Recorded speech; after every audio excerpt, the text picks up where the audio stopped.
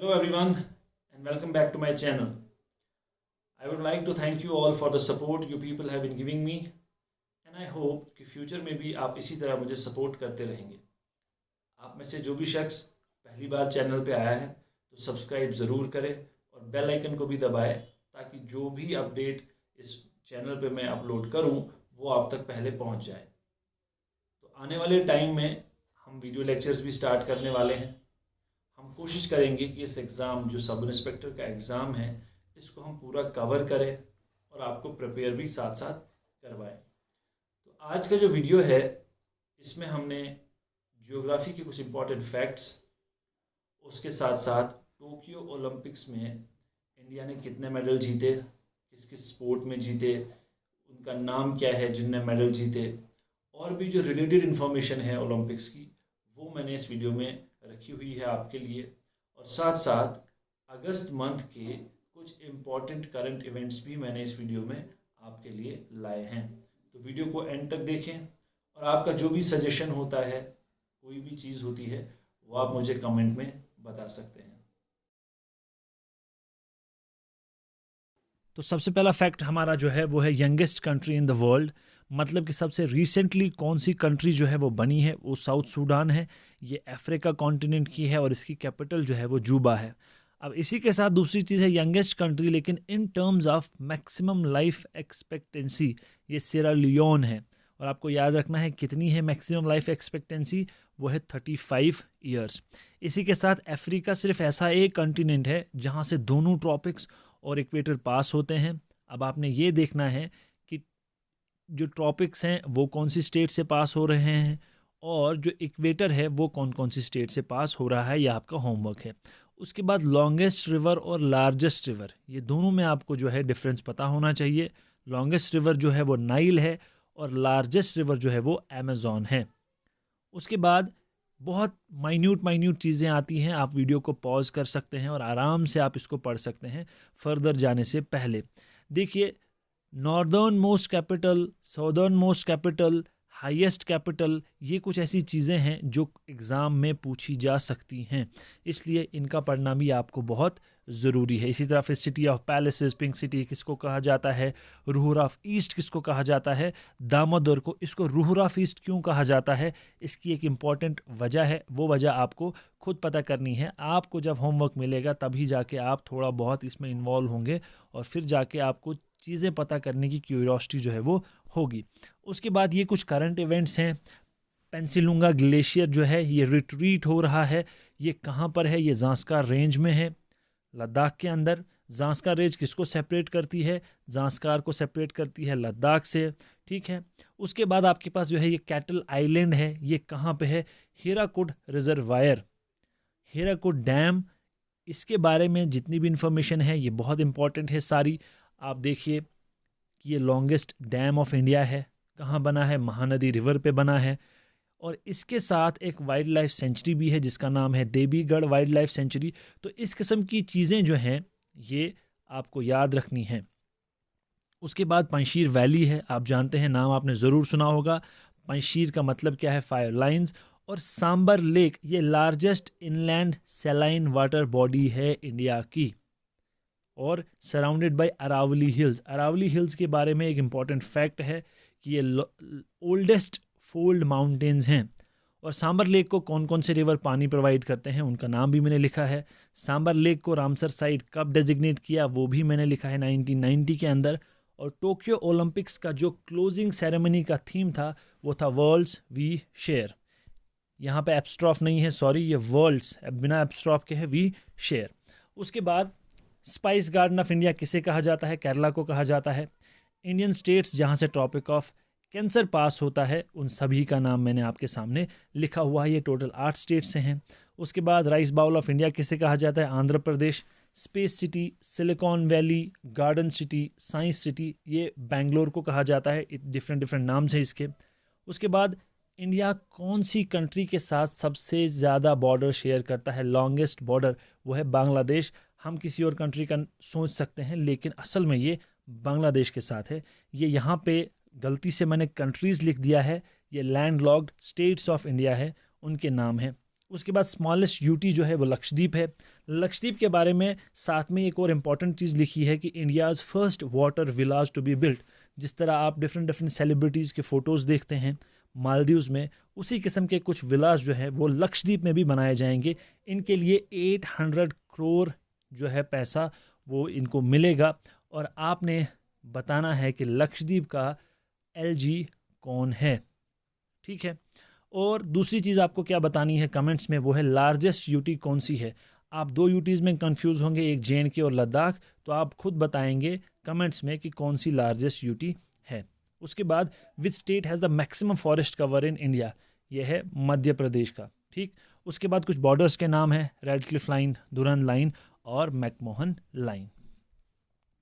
अब ये ट्रिकी चीज़ें हैं यहाँ पे, ये हाईएस्ट पीक्स जो हैं ये बहुत ट्रिकी हैं। अब देखिए highest peak of Indian union ये है K2, या इसको गॉडविन ऑस्टिन भी कहते हैं, जिसकी हाइट 8611 मीटर है।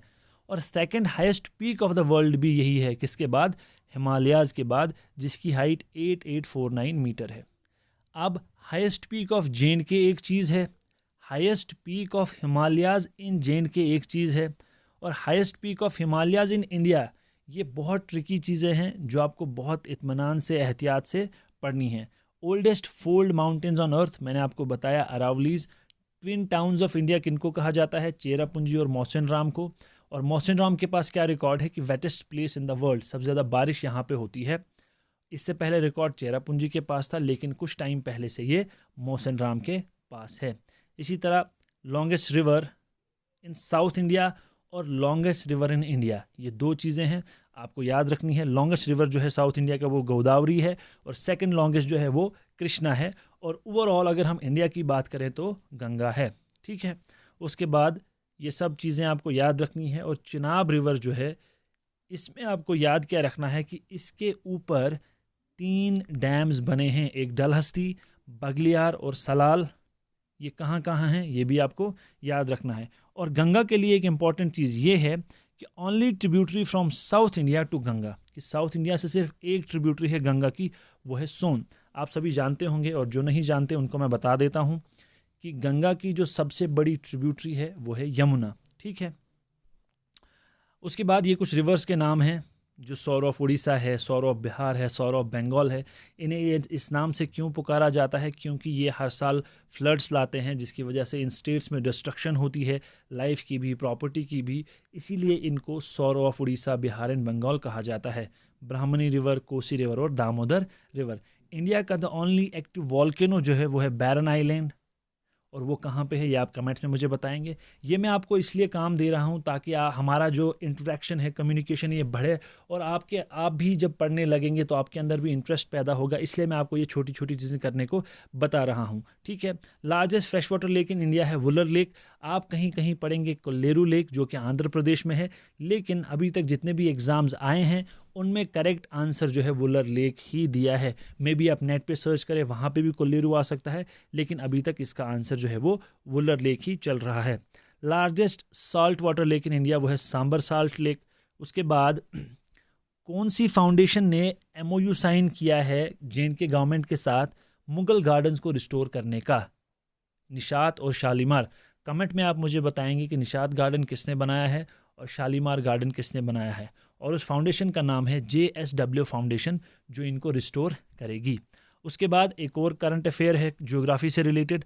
100% ऑर्गेनिक स्टेट कौन है? यह है सिक्किम। मतलब यहाँ पे जितने भी फर्टिलाइजर्स हैं वो सारे बैन हैं, यहाँ पे फर्टिलाइजर्स का यूज़ नहीं हो रहा है। Highest road constructed by BRO at 19,300 feet altitude पे कहाँ बना है? ये लद्दाख में बना है। इससे पहले रिकॉर्ड किसके पास था? इसके पहले बोलीविया में जो है हाईएस्ट रोड थी, लेकिन अब ये इंडिया में है, कहाँ पे? लद्दाख में है। उसके बाद ओलंपिक मेडलिस्ट के मैं आपको कुछ नाम बताता हूँ। मीराबाई चानू, सिल्वर मेडल इन्होंने जीता है, वेट लिफ्टर हैं ये, और इंडिया का पहला मेडल इस ओलंपिक्स में इन्होंने ही जीता था। उसके बाद लोवलीना बोर्गेन, यहाँ पे आप कंफ्यूज हो जाते हैं इस नाम के साथ, लेकिन याद रखें इन्होंने ब्रॉन्ज मेडल लिया है। किस कैटेगरी में? बॉक्सिंग में लिया है, और 64 to 69 kg कैटेगरी में लिया है। PV सिंधु ने ब्रॉन्ज लिया है, आप जानते हैं बैडमिंटन प्लेयर हैं ये। और इम्पॉर्टेंट चीज़ यहाँ पे जो पूछी जा सकती है वो क्या है कि first women and second Indian जिन्होंने 2 इंडिविजुअल ओलंपिक मेडल जीते हैं। इससे पहले किन्होंने जीता था, सुशील कुमार ने, और फर्स्ट वुमेन ये बनी है पीवी सिंधु। रवि कुमार दहिया सिल्वर मेडल इन्होंने लिया फ्री स्टाइल रेसलिंग में। इंडियन हॉकी टीम ने 41 ईयर्स के बाद ब्रोंज जीता है और इनके कैप्टन का नाम क्या है, मनप्रीत सिंह। उसके बाद बजरंग पुनिया रेसलिंग में इन्होंने ब्रोंज जीता, और नीरज चोपड़ा, इन्हें कौन नहीं जानता, इन्होंने गोल्ड मेडल जीता जेवलिन थ्रो में। और फिगर याद रखना है 87.58 मीटर इन्होंने ये थ्रो किया था। तो ये थी कुछ चीज़ें जो मैं आपके साथ शेयर की। आप वीडियो को जब पॉज करेंगे आराम से इनको पढ़ेंगे, नोट डाउन करो, स्क्रीनशॉट लो, जैसे भी आपको ठीक लगता है। तो ये थे जियोग्राफी के कुछ फैक्ट्स, ओलंपिक मेडलिस्ट के नाम और कुछ करंट इवेंट्स जो आपके लिए इस वीडियो में रखे गए हैं।